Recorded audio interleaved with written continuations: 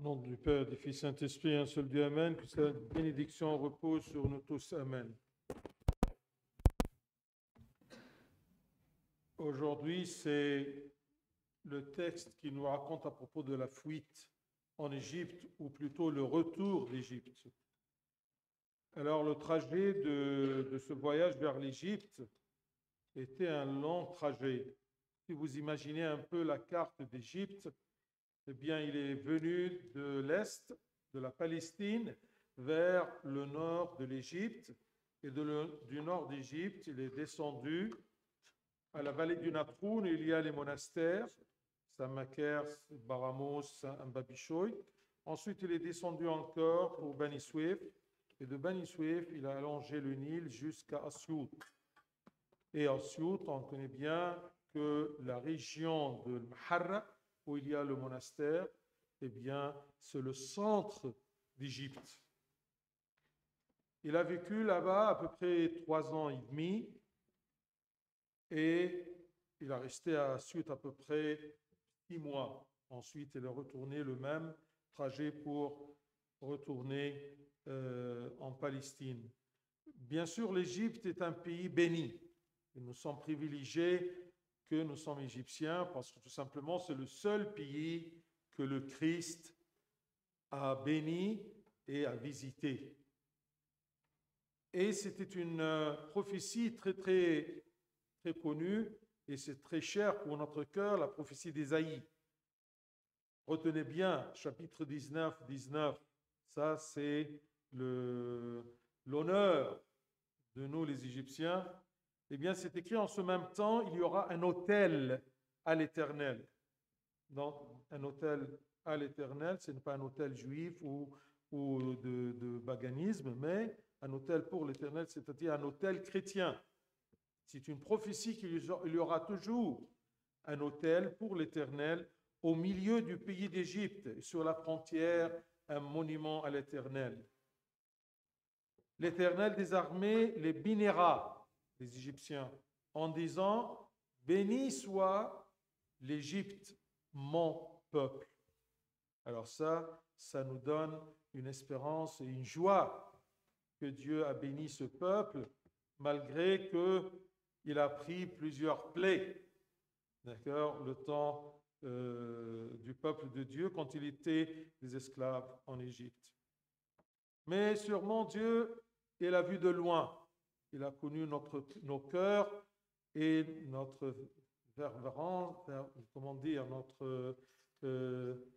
notre amour vers l'Éternel et Dieu.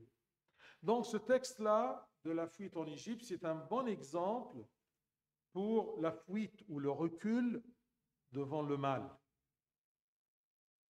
Jésus lui-même sur la montagne, dans son sermon sur la montagne, il a dit « Mais moi, je vous dis, ne pas résister aux méchants, c'est-à-dire fuir le mal. » Ça, c'est un principe chrétien.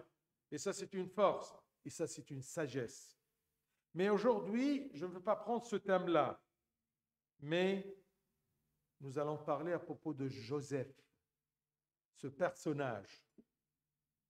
Il a eu un ordre de Dieu à travers l'archange en lui disant « Lève-toi, prends le petit enfant et sa mère. Oui, en Égypte, et reste-y jusqu'à ce que je te parle, car Hérode cherchera le petit enfant pour le faire périr. » Si j'étais à la place de Joseph, j'allais poser beaucoup de questions à Dieu. J'allais discuter avec Dieu. Je veux lui dire, au moins, n'est-il le sauveur du monde? Comment il ne sait pas se sauver lui-même de Hérode? Il pourrait facilement poser aussi d'autres questions. Comment il n'est pas capable de se protéger sans fuir aussi loin? Comment puis-je voyager sur ce long chemin difficile et dangereux avec mes moyens, un âne et une jeune mère et aussi un bébé, pour faire tout ce trajet-là à travers le désert, jour et nuit? Il n'a pas posé ces questions-là. Il n'a pas dit comment puis-je faire ceci, moi le vieillard, parce que Saint Joseph était un vieux. Mais Joseph a vécu ce qu'on appelle la vie de délivrance, l'action de remettre sa vie entre les mains de Dieu.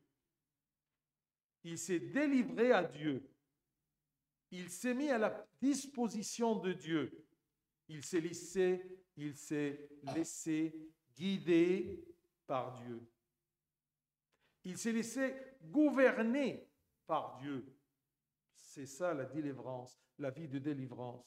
C'est une personne qui dit avec David le prophète, psaume 143, « Car je me confie en toi. Fais-moi connaître le chemin où je dois marcher, car j'élève à toi mon âme. » C'est ça la vie de délivrance. Parce que un chrétien, il doit comprendre et se rappeler de ce verset, Romains 11, 36, quand c'est écrit « C'est de lui, par lui, pour lui que sont toutes choses. À lui, gloire dans tous les siècles. Amen. » Nous sommes nés de Dieu, nous sommes de lui, et on vit par lui. Et la fin de notre vie, c'est quoi? C'est pour lui. Romains 11. C'est de lui, par lui et pour lui. Ce n'est pas moi qui gouverne ma vie. Ce n'est pas ma volonté qui doit me guider, mais c'est lui. D'où je suis, par qui j'existe et pour lui j'arrive. Il y a un verset, en français n'est pas aussi clair qu'en arabe, mais je vais le citer toujours. C'est quand Saint Paul était en pleine mer, dans le navire, et le navire était frappé par la tempête. Alors il a dit, le navire, acte 27, le navire fut entraîné sans pouvoir lutter contre le vent, et nous nous laissâmes aller à la dérive. Nous sommes gouvernés par la providence de Dieu. Mais quand on est guidé par la providence de Dieu, quand on se laisse aller entre les mains de Dieu, acte 27.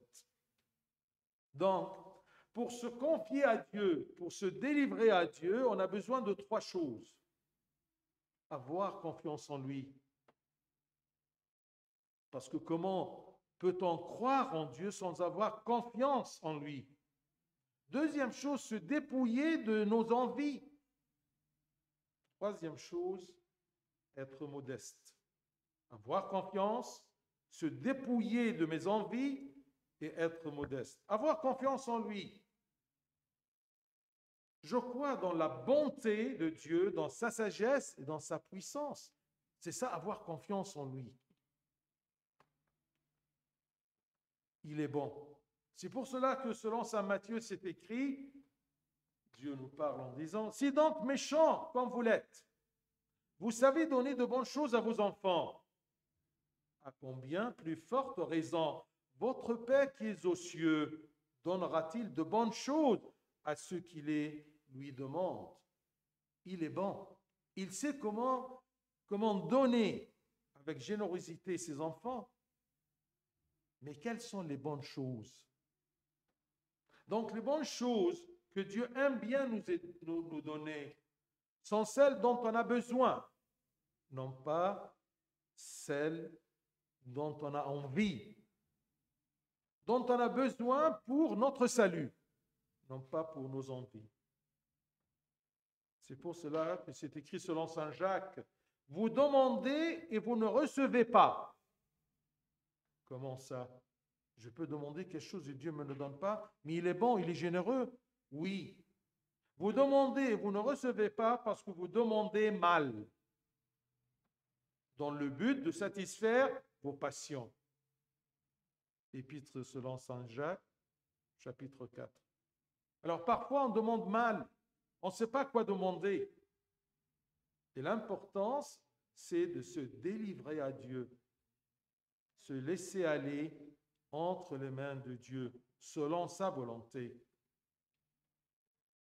Matthieu 6, vous vous rappelez bien sûr tout ce que Dieu nous demande à propos de comment demander, de ne pas demander mal, mais demander bien, selon sa volonté, selon nos besoins pour notre salut. C'est écrit Matthieu 6, c'est pourquoi je vous dis, ne vous inquiétez pas pour votre vie, de ce que vous mangerez, ni pour votre corps, de quoi vous serez vêtus. Ne vous inquiétez donc point et ne dites pas, que mangerons-nous, que boirons-nous, de quoi serons-nous vêtus? Votre Père céleste sait que vous en avez besoin. Mais nous devons demander d'abord notre salut. Cherchez premièrement le royaume et la justice de Dieu, et toutes ces choses matérielles vous seront données par-dessus. Il a vécu ceci, cette foi, cette idéologie. Eh bien, Joseph, il a vécu ceci. Il a obéi. Dieu, il est bon, il sait nos besoins. Dieu est puissant. C'est pour cela qu'on a confiance en lui, parce qu'il est puissant.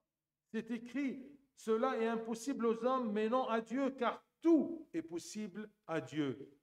Tout est possible à Dieu, mais selon sa volonté et selon le besoin de notre salut. Dieu donc, il est bon, il est puissant, il est sage, il sait quand et comment donner et qu'est-ce qu'il donne. Romains 11, c'est écrit, ô profondeur de la richesse, de la sagesse et de la science de Dieu. Il sait, il est sage, que ses jugements sont insondables et ses voies incompréhensibles.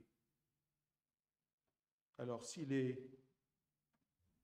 sage, il est bon, il est puissant, comment ne pas avoir confiance en un Dieu pareil? C'est pour cela que Saint Joseph, il avait confiance en Dieu. S'il lui dit quelque chose, malgré que ça dépasse ses capacités humaines, il a obéi. Il s'est laissé aller selon la volonté de Dieu. Donc, avoir confiance en lui. Deuxièmement, se dépouiller de mes envies, parce que si je demande à Dieu que ce soit sa volonté, mais toujours ce qui empêche la volonté de Dieu, c'est ma volonté. Je veux. La meilleure offrande qu'on peut présenter à Dieu, c'est la volonté de l'homme, en disant toujours que ta volonté soit faite. Le Christ a demandé au Père, selon son humanité unie à sa divinité. Quand il était avant la crucifixion, quand il était dans le jardin de Gethsémani, il a dit, le Christ a demandé au Père, si tu voulais éloigner de moi cette coupe, toutefois que ma volonté ne se fasse pas, mais la tienne. Je peux présenter mes envies, mais pas tenir à mes envies. Parce que je suis sûr que la sagesse de Dieu dépasse mes envies. Il sait, il connaît par sa préscience dont j'ai besoin pour mon salut. Je dois avoir confiance en lui, me dépouiller de ma volonté et mes envies, parce que Saint Joseph, il pourrait dire, non, je préfère, cherche-moi une cachette proche, facile. Ce n'est pas la peine de faire tout ce trajet-là. Mais il a obéi parce qu'il a confiance. Et il supprime sa volonté devant la volonté de Dieu. Ensuite, être humble. Dans quel sens? Être humble, c'est-à-dire reconnaître la limitation de mes capacités, reconnaître la faiblesse de mes capacités.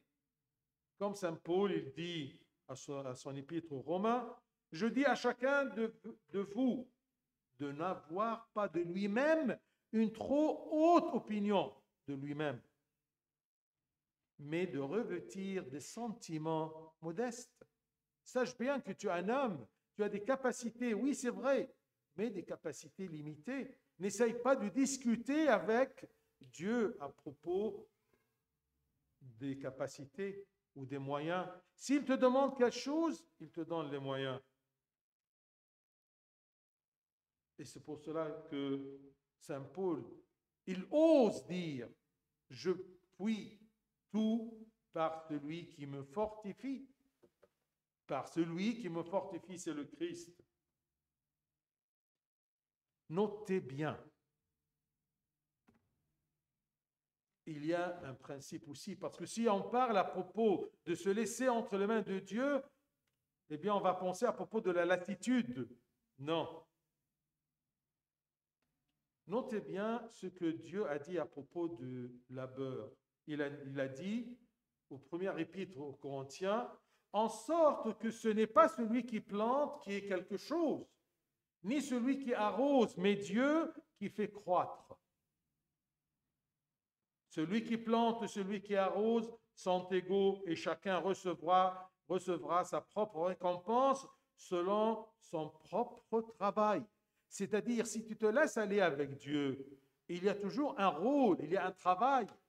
Si c'est lui qui fait croître, mais il a besoin de celui qui plante et que celui qui arrose, que chacun ait son propre travail pour avoir sa propre récompense dans l'œuvre de Dieu. C'est la confiance en Dieu et pas la lassitude et la paresse en Dieu. Différencier entre ceci, celui qui vit la délivrance à Dieu vit dans la quiétude, dans la paix et dans la joie, parce qu'il a confiance à propos de Dieu.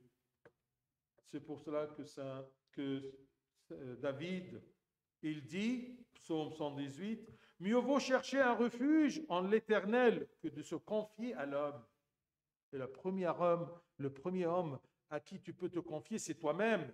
Méfie-toi, ne te confie pas à toi-même, ni aux hommes, mais à l'Éternel. Mieux vaut chercher un refuge en l'Éternel que de se confier aux grands. On cherche parfois les gens qui ont des autorités et on croit que à côté d'eux ou avec eux ou en eux il y a un refuge. Non, croyez-moi, c'est Dieu qui est bon, sage et puissant. الهروب إلى مصر بلد حلوة ربنا أحبها وكان عارف إن الشعب اللي فيها هيبقى شعب مبارك. عشان كده هي البلد الوحيدة اللي زارها المسيح وبارك شعبها. طبعا تخيلوا كده المسافة اللي خدها القديس يوسف مع السيدة العذراء على حمار صغير كده ومعاها عيل صغير. مشي من فلسطين، نزل كده من فلسطين على شمال مصر في الدلتا، عدى على وادي النطرون اللي فيه الأديرة، وبعدين نزل على بني سويف، ومن بني سويف نزل على الصعيد لحد أسيوط، ما راحش أبعد من أسيوط. وأسيوط دي كانت نبوة، لأن أسيوط تعتبر وسط مصر وبالذات منطقة المحرة. عشان كده تلاقي في أشعية 19 فيها الحاجة اللي احنا بنفتخر بيها دايما، في ذلك اليوم يكون مسبح للرب، يعني مسبح مسيحي، مسبح للرب في وسط أرض مصر وعمود للرب عند تخمها، بها يبارك رب الجنود قائلا مبارك شعبي مصر. حاجة تفرحنا إن احنا شعب مبروك من الله. وعمل يدي أشور ميراث إسرائيل. طبعا أول ما بنسمع قصة الهروب إلى مصر نتذكر دايما مبدأ المسيحي هو إن احنا لا نقاوم الشر، والهروب أمام الشر ده هروب حكيم، هروب تكتيكي. عشان كده ربنا يقول لنا في العظة على الجبل في متى 5 أما أنا فأقول لكم لا تقاوموا الشر بل من لطمك على خدك الأيمن فحول له الآخر أيضا. ده مش ضعف ولكن حكمة وسماع لوصية الله. هو شايف إزاي ممكن نتعامل. لا تقاوموا الشر. لكن النهاردة مش هتكلم على الهروب من الشر، ولكن نتكلم على يوسف النجار. هذا الشخص اللي عاش حياة التسليم، سلم حياته لربنا. يقول لنا الكتاب النهاردة زي ما سمعتم إذ ملاك الرب ظهر ليوسف في حلم قائلا قم خذ الصبي وأمه واهرب إلى مصر. عرفتوا طبعا المشوار لمصر ده مش سهل. وكن هناك فين؟ أنا ما عنديش حد أعرفه. كن هناك حتى أقول لك، لأن هيرودس مزمع أن يطلب الصبي ليهلكه. كان ممكن أي إنسان في مطرح يوسف النجار الراجل العجوز ده كبير في السن يقول لربنا ازاي اخد ايه امكانياتي عشان اروح لمصر ومعايا مين؟ معاه فتاة حديثة لسه بترضع ومعايا طفل. طب ازاي بتقول انه هو مخلص العالم ومش عارف يدبر اموره ويختفي بس بطريقة سهلة شوية قدام هيرودس؟ كان ممكن يسأل هذه الأسئلة المنطقية حسب فكر البشر، زي ما انت بتلاقي مشكلة وبتقعد تسأل حسب حكمتك البشرية. لكن يوسف النجار كان عايش حياة التسليم، يسلم حياته وفكره ربنا. زي داوود النبي، يا ريت دايما نتعلم الآية دي في مزمور 143، يقول دايما لله عرفني الطريقة التي أسلك فيها لأني إليك رفعت نفسي. عرفني يا رب الطريق. يعني احنا مش عارفين الطريق، لا انا عاوز الطريق اللي ربنا هو اللي يرسمه، لأنه هو اللي عارف ايه الطريق اللي ينفعني. لأن الإنسان لازم يتذكر دائما الآية اللي قالها بولس الرسول في رومية 11، لأن منه وبه وله كل الأشياء. منه وبنعيش به وبنروح له، نهايتنا ربنا. منه وبه وله كل الأشياء، له المجد إلى الأبد آمين. وبولس الرسول يعلمنا وهو في عز الأمواج في البحر، يقولوا آية جميلة جدا دي، دايما كده لازم الواحد يبقى حاططها في ذهنه وفي قلبه. فلما خطفت السفينة ولم يمكنها أن تقابل الريح، مشاكل، ريح ما عندهاش سلطان عليها، مش عارفة تصرف ولا بالحكمة البشرية، يقول لنا الكتاب سلمنا فصرنا نحمل. لما تسلم لربنا تحمل بيد الله. سلمنا فصرنا نحمل. مش عارفين نسلم حياتنا ربنا، مش عارفين نسلم فكرنا لربنا او ارادتنا لربنا، لان التسليم، حياة التسليم محتاج 3 حاجات: الثقة بالله، التجرد من الشهوات والميول، انا بميل لشيء معين، انا عاوز شيء معين، التجرد من الحاجات دي عشان اقدر احيا حياة التسليم والاتضاع. الثقة بالله. شوفوا ربنا لما بيقول لنا دايما فإن كنتم وأنتم أشرار تعرفون أن تعطوا أولادكم عطايا جيدة، فكم بالحري أبوكم الذي في السماوات يهب خيرات للذين يسألونه. إيه الخيرات اللي ربنا بيديها لنا؟ هل اللي احنا عاوزينه ولا اللي احنا محتاجينه؟ لا، اللي احنا محتاجينه، هي دي الخيرات. طب ومحتاجينه لإيه؟ محتاجينه لخلاص أنفسنا، مش الحاجات اللي احنا عاوزينها اللي احنا نريدها. ده بولس يعقوب الرسول يقول تطلبون ولستم تأخذون. معنى وانتم بنطلب حاجات كتيرة من ربنا لكن ما بناخدش. ليه؟ لأنكم تطلبون رضيا. مش حاجة حلوة، مش الطريقة الحلوة اللي ترضي ربنا. تطلبون ولستم تأخذون لأنكم تطلبون رضيا لكي تنفقوا في لذاتكم اللي احنا المفروض نبعدها عن قلبنا وفكرنا. لكن يقول لنا ربنا لذلك أقول لكم لا تهتموا لحياتكم بما تأكلون وبما تشربون ولا لأجسادكم بما تلبسون. فلا تهتموا قائلين ماذا نأكل وماذا نشرب وماذا نلبس لأن أباكم السماوي يعلم. عشان كده أنا بثق في الله، حتى لو أنا مش عارف إيه اللي أنا محتاجه يا رب أنت تعرفه، أنت اللي هتعطينا ما نحتاج إليه، لأن أباكم السماوي يعلم إنكم تحتاجون إلى هذه كلها. لما تبقى محتاج لحاجة بص لله وفكروا بوعده، قول له يا رب أنت تعلم، فلتكن مشيئتك، تعطيني بالكمية اللي أنت عاوزها وفي الوقت اللي أنت عاوزه. لكن اطلبوا أولا ملكوت الله وبره وهذه كلها تزاد لكم وتزيد. الله بثق فيه لأن الله غني وكمان الله قادر. فنظر إليهم يسوع وقال عند الناس غير مستطاع. في حاجات غير مستطاعة عند ربنا، عند الإنسان، عند الناس غير مستطاع، ولكن ليس عند الله، لأن كل شيء مستطاع عند الله. لما تبقى فاكر الموضوع دوت مش ممكن تشك في الله، ولكن تثق إنه جيد وإنه قادر وإنه كمان حكيم. يا لعمق غنى الله وحكمته وعلمه، ما أبعد أحكامه عن الفحص وطرقه عن الاستقصاء. لكن الهدف نعرفه، خلاص نفوسنا. تقعد تسأل بقى كورونا ليه والكلام ده ليه، تقول يا رب أحكامك بعيدة عن الاستقصاء، لكن أعرف حاجة واحدة بس، إنك تريد خلاص البشر بأي وسيلة. يبقى لازم أثق في الله، ولازم أمحو إرادتي من الله، أتجرد من إرادتي. عشان كده يقول لنا، ورانا المسيح له المجد في ناسوته في جثماني، يقول يا أبتاه إن شئت أن تجيز عني هذه الكأس، ولكن لتكن لا إرادتي بل إرادتك. نعرف نقول كده، نعرف نقول يا رب فلتكن إرادتك ومش إرادتي، رغم أن أنا نفسي في الموضوع ده، نفسي أنك أنت تجيز عني هذه الكأس، لكن يقول لك لا، سلم حياتك لي وأنا أدبرها، أنا أعرفك الطريق التي تسلك فيه. فإني أقول بالنعمة المعطاة لي لكم لكل من هو بينكم، إن احنا نتضع، أن لا يرتئي فوق ما ينبغي، إن كل إنسان يرتئي إلى ما أعطاه الله، لا بل يرتئي إلى التعقل. بقول لكل واحد منكم لازم يبقى فيه نوع من الاتضاع عشان تقدر تسلم حياتك لربنا. اتضاع بمعنى انك انت عارف امكانياتك، لا ترتقي فوق ما ينبغي.